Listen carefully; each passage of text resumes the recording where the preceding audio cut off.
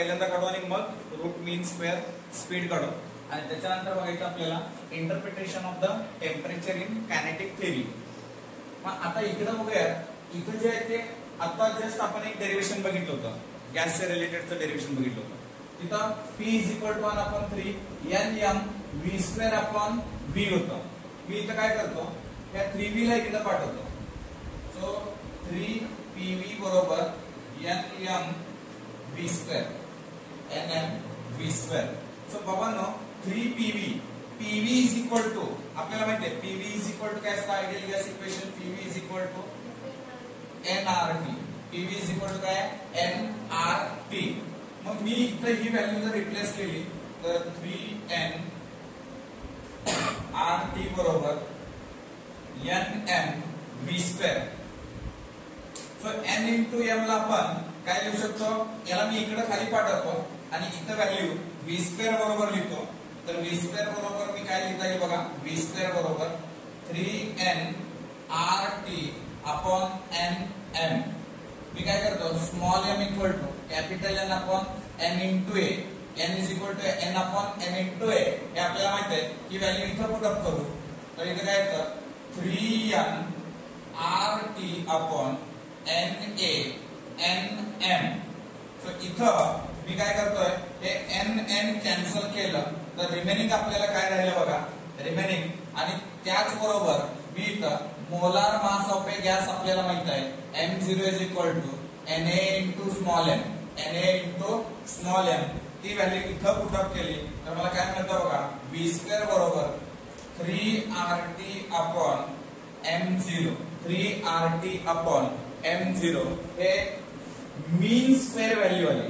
हे काय झालं, mean square value. But we required root mean square value, that is mean by VRMS, that is equal to square root mean square value square root of 3RT/m0. 3RT/m0. So this is the equation for the root mean square speed. This is the equation for the root mean square speed. Okay, so then interpretation of the temperature in the kinetic theory. तिथं काय आहे बघा, आता या ठिकाणी मी इथं P = 1/3 Nm v²/v आहे, v²/v आहे. मग इथंही आपण काय केलं, याला मी इकडं पलीकडे पाठवलं. म्हणजे काय केलं बघा, सो PV बरोबर 1/3 N ब्रॅकेट मध्ये लिहिलं mv². काय नाही, याला इकडे पाठवलंय ना, थोडं ताटातूट केली. मग मी ह्या स्टेपला काय करतो, 2 न डिवाइड मल्टिप्लाय करतो. 2 न काय केलं, डिवाइड मल्टिप्लाय केलं. तर माझा रिअरेंज कसं होतं बघा, PV बरोबर ओके, मी असं लिहू का बघा, 1/3n इथं लिहितो मी 2. Okay, 1/2 mv², 1/2 mv². एक 2 ने डिवाइड मल्टिप्लाय केलं, एक 2 इथे घेतला, एक 2 याच्या सोबत घेतला. मग आपल्याला माहित आहे, काय माहिती आहे की E = 1/2 mv². Then average energy बरोबर N × 1/2 mv². This is an average energy और E value. So can I put here. So मी इथं सिम्पली असं पुट अप करू शकतो का बघा, PV = आपल्याला अजून एक फॉर्म्युला आहे.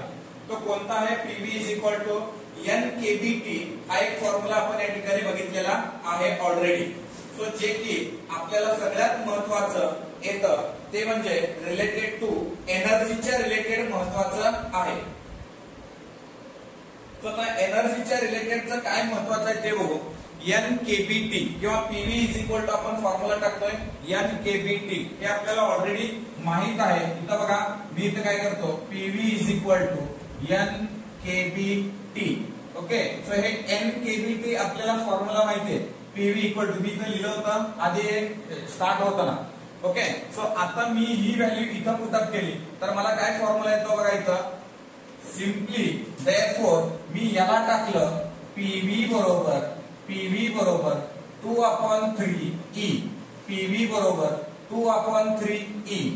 तर E = E is equal to मी काय व्हॅल्यू पुटअप करू शकतो E इज इक्वल टू याला पलीकडे पाठवलं 3/2 PV आणि PV ची व्हॅल्यू काय टाकू शकतो आपण E is equal to 3/2 NKBT PV ची व्हॅल्यू काय टाकू शकतो 3/2 NKBT हे झालं एनर्जीचे व्हॅल्यू जर आपल्याला energy per unit mole okay energy per unit molecule किंवा मोल काढायचं झालं तर ते 3/2 KBT KBT काय आहे हे बोल्ट्झमन कॉन्स्टंट T काय आहे टेम्परेचर आहे E काय आहे एनर्जी N काय आहे नंबर ऑफ मॉलिक्यूल सो एका सिंगल मॉलिक्यूल साठी जी काय एनर्जी आता N ची जर व्हॅल्यू 1 लिहिली तर पर मॉलिक्यूल जर असेल तर ते 3/2 KBT म्हणजे आपण काय केलंय बघा P इक्वल टू ही व्हॅल्यू आपण ऑलरेडी घेतली इथं 2 ऍडजस्ट केल्यावर PV इक्वल टू NKBT आपल्याला माहित आहे ही जी व्हॅल्यू आहे याला आपण काय टाकलं एनर्जी N च्या सोबत उचललं तर एव्हरेज एनर्जी झाली ती एनर्जीची व्हॅल्यू इथं पुटअप केली so average energy PE is equal to काढायचा आहे याला पलीकडे पाठवलं 3/2 PV झालं PV ची व्हॅल्यू इथंच लिहिलेली आहे PV ची व्हॅल्यू इथं टाकली E is equal to 3/2 NKBT so N divide by म्हणजे एनर्जी पर मॉलिक्यूल जर काढायचं झालं तर 3/2 KBT ही सिंपल फॉर्म्युलेज आहेत आणि हे दोन्हीकडे जे फॉर्म्युलेज आहेत बाबांनो हे सीईटीला क्वेश्चन्स आलेले आहेत आणि थेरीला सुद्धा याच्यावर क्वेश्चन आहे 2 मार्क साठी थेरीला सुद्धा याच्यावरचा प्रॉब्लेम मध्ये महत्वाचं आहे